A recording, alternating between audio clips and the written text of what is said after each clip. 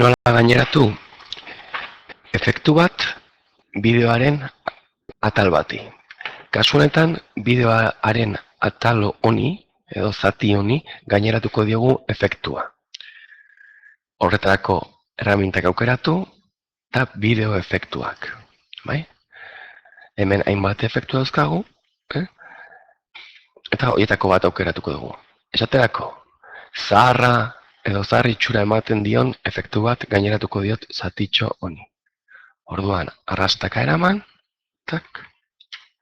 eta playri eman ezkero, ikusiko dut ze eragin izan duen efektu horrek bideoarengan. Kendu nahi baldin badet, desegin, egingo dut eta listo. Orduan,